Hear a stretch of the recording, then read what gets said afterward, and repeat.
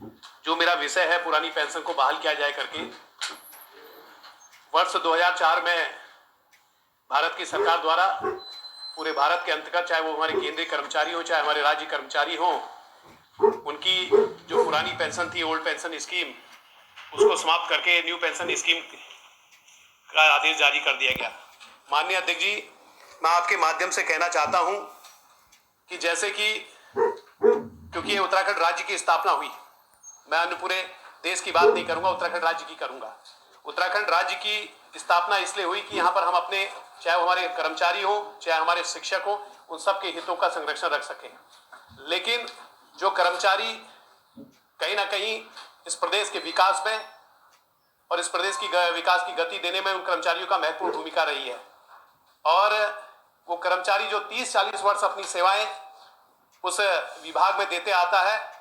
और जब वो सेवानिवृत्त हो रहा है,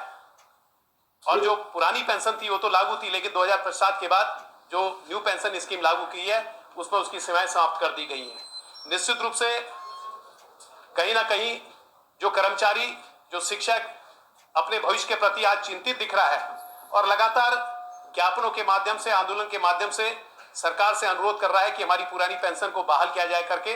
क्योंकि वो व्यक्ति सिर्फ अपने उसी जो उसकी सरकारी सेवा में जो उसको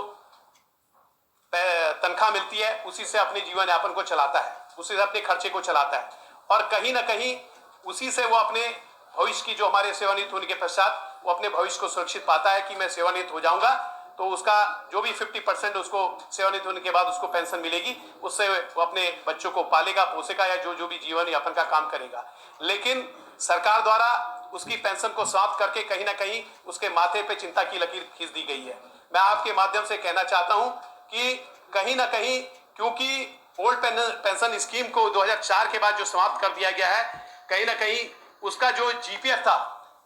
और वो जीपीएफ भी अब उसको नहीं मिलेगा,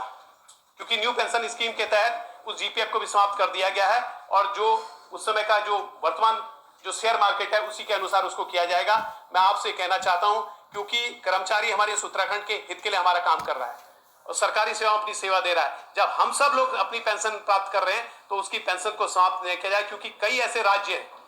राज्य हैं उन्होंने अपने राज्य में पुरानी पेंशन को बहाल करने का निर्णय लिया गया, उसका शासनादेश जारी करने का काम किया है। तो उन्हीं का अनुसरण करते हुए उत्तराखंड भी अगर हमारे पुरानी पेंशन को बहाल कर दे तो मैं समझता हूं कि जो हमारे सरकारी कर्मचारी